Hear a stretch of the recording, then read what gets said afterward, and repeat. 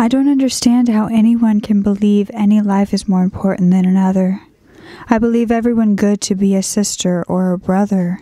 You are such a genuine gem. Thank you for clicking on my video. I'm Brooke Makenna, but today's case is a little bit different. It's definitely more recent than the cases that I normally cover, in fact as recent as last year, but with a woman missing and the coverage not being very widely distributed, I knew that I wanted to make this case in hopes of it reaching the right person to bring her home. And because it's so recent, I want to make sure to mention that I mean no disrespect to any of her family or anyone involved in this case. I really just want to see this case solved, and so I want to share it with my platform and spread light to this case. By the way, I do post content like this all the time, so if you were interested in supporting other cases or looking into them more, you can subscribe to my channel as well as giving this a thumbs up and sharing this video in order to help Jermain's case. Now, Jermain Austin Charlo, or she also went by Jermain Morigeau or Liz, is a 23-year-old beauty from Montana. There's not too much said about her personal life because, to be honest, there's not much said about her case either, unfortunately. But what I did find about Jermain was that she was a mother of two little boys, Thomas and Jake. And from her Facebook pictures, I found that she seemed to really love makeup and she was really good at it. She also had a witty sense of humor, liked superheroes, and even at one point she put Deadpool with a flower crown holding a unicorn as her profile picture. So I felt like that really showed the type of, silly girl she was. She loved her social media. She posted regularly, just like we all do nowadays.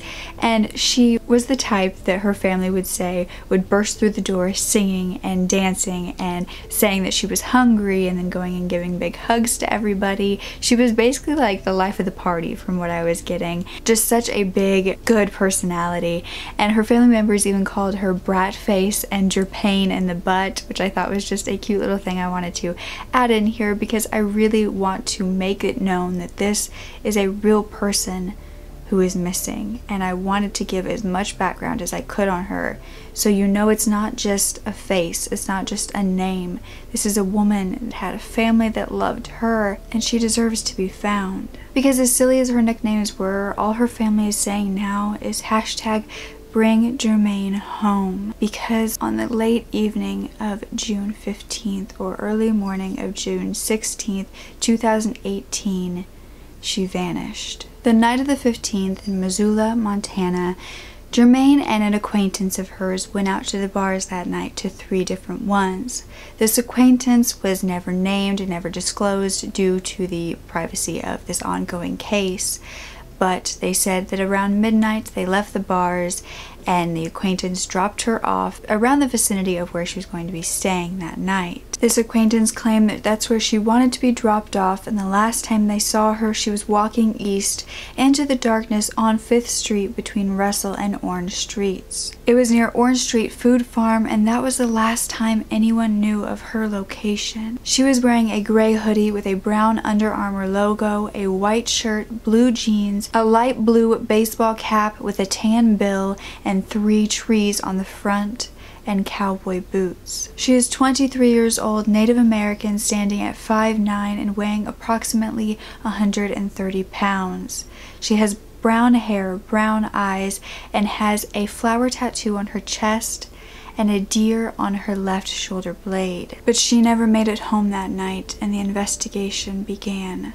Authorities conducted 5 ground searches and interviewed dozens of people. They found that she had gone to 3 bars that night. They started at the Dark Horse Bar, and then they headed downtown to the Badlander and the Golden Rose, and then at about midnight to 1 a.m. they left there, and she was quite intoxicated and wanted to go where she was going to stay the night, which was around that Orange Street farm. But the searches found nothing, not Jermain, not any of her belongings, and the police did believe that this was a criminal act under very suspicious circumstances. It was even worse that she hadn't been posting anything on social media, because this was something she did religiously every single day, and the fact that this was a different pattern than her regular life was concerning. They were afraid that this meant that she was somewhere where her freedom was being restricted, or possibly something even worse had happened to her. And it also, to them, lessened the chances that she walked away willingly. Within 2 weeks, she was posted on 2 different Facebook accounts for missing people in the area, one being Indian Countries Missing and the other being Missing and Murdered Indigenous Women USA. Together, those posts were shared over 1,000 times, and the Missoula Police Department worked tirelessly on this case for weeks and then months. They got assistance from different departments in the area as well as the FBI. They did cadaver dog searches, they executed search warrants, they examined cell phone records, they seized evidence, they sent that to the crime lab to be analyzed. Police had multiple persons of interest and had 3 possible scenarios of what had happened to her, one of the biggest being abduction into human trafficking. And because of that, her family actually paid for members of the Lifeguard Group, which is a non-profit organization to combat human trafficking. They searched the ground, they were helping out as much as possible, and the president was actually asked that if she was in a situation like this, would it be better if she was just dead than going through that? And he answered with, well, that's not for us to determine. Our action is still the same, to aggressively search and look for Jermain. They promised the family they wouldn't get frustrated or bored with her case, that they would continue to search until they got answers, or they found her, or the family said that that was enough. Another possible scenario was the acquaintance that was with her. The last person who saw her alive is always, suspect in the case before they're ruled out. But 7 months later, you would think that we would have heard if they thought that that was what had happened, and if they believed that that acquaintance had done something. Or possibly they're still looking into it now, but not much has been said about that. Although I will say, it's said that she knew this acquaintance well, and even though we don't get the name, that her family knew this person, that, it wasn't just some rando that she was with. But to this day, Jermain or Liz is still missing, and her family members go out every weekend to look for her, saying, they say time heals all wounds, just not under these circumstances. Wish our family could wake up from this nightmare. We will never give up. Jermain's aunt walks over to her house every day and prays for her safe return. And she also said that the day before she disappeared, Jermain went over to her house and was talking about how excited she was to fight wildfires that summer, and that next Monday she was going to go to the local tribes and she was going to help plant trees like she did all the time. She had made future plans and she had kids. Like I said, she had a future and she planned for it. And even though the police had ruled out suicide from the very beginning, this was just even more confirmation that that is not what had happened. And it was very unlikely that she ran away. Her family raised enough money to put up a giant billboard on the highway going into Missoula so everybody could see her picture and the information. And they've also set up a GoFundMe page where they are trying to raise the money to get more reward money to be able to hand out to people when they give them information. They have raised $2,000 of the $10,000 they are hoping for, and I will have it linked down below if any of you beautiful souls want to give to her fund. And on that page, her grandmother Vicky wrote Jermain a message in case she would ever see it. And I feel like it is important for me to say it now in case there is any chance that Jermain sees this video. I want her to know that her family still searches and still loves her endlessly. And this note from her grandmother says, "Dear Jermain, if you're anywhere at all that you can read this, please know I love you. So many people love you. We pray you'll feel this love and it will strengthen you to survive whatever it is you're dealing with or whoever has you. We know you would not just walk away from your family, especially not your sons Thomas and Jake.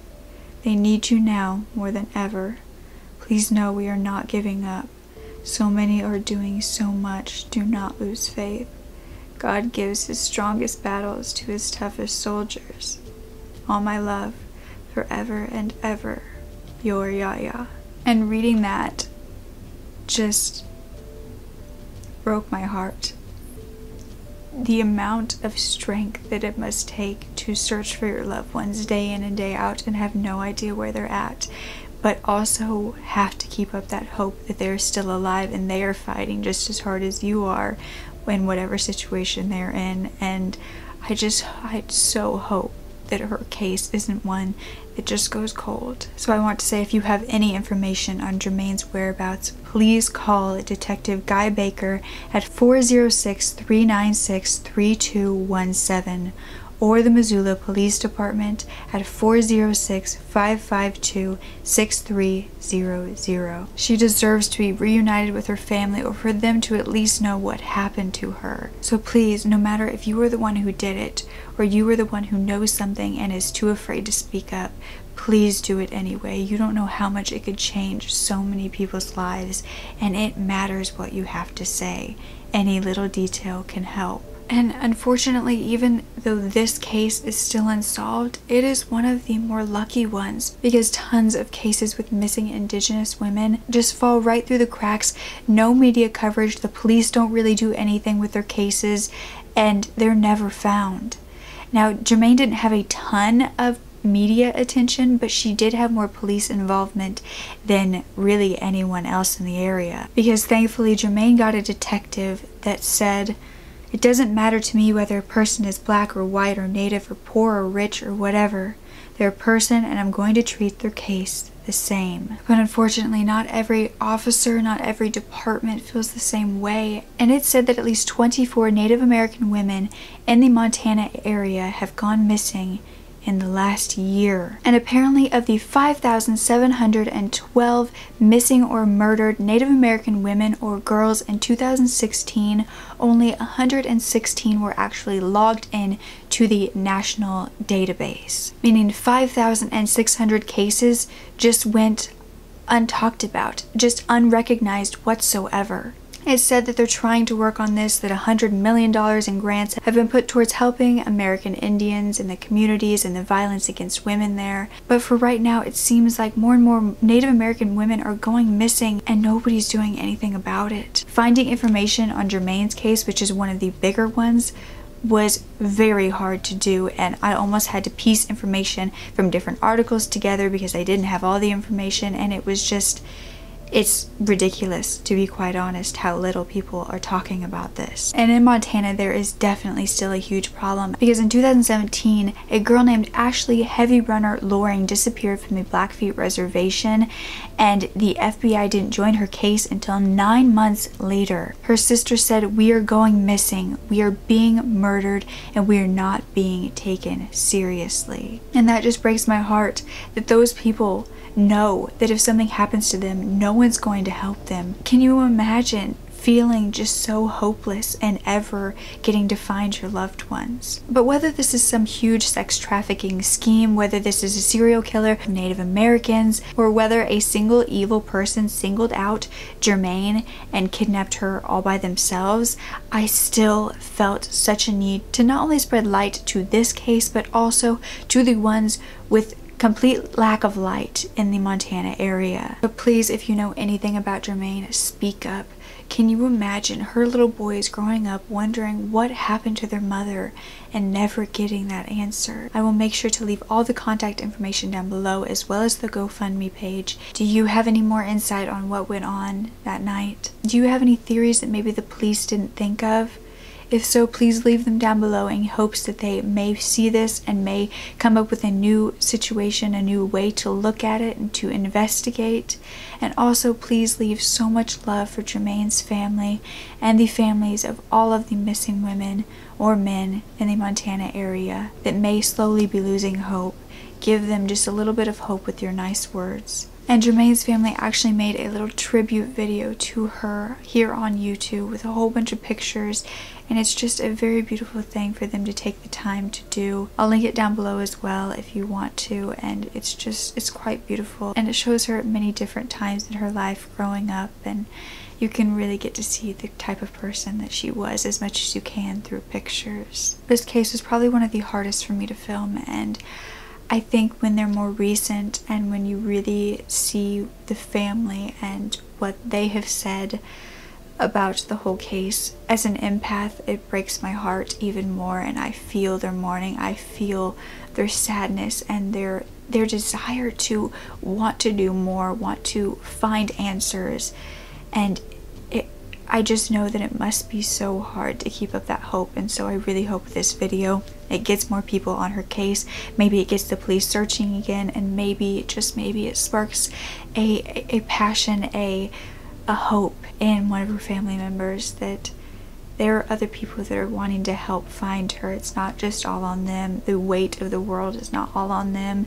It doesn't have to be, and let's just bring Jermain home. That is the main point of this video, is that I want to help in finding her, or finding answers. So yeah, I know that this one was a little harder to swallow, especially because it is unsolved, but I think that makes it even more important to share. Thank you all so much for listening and giving some time of your life to hear Jermain's story and to care about what happened. Don't ever forget to speak up. Your voice is powerful enough, and I love you to absolute pieces. Okay? Bye.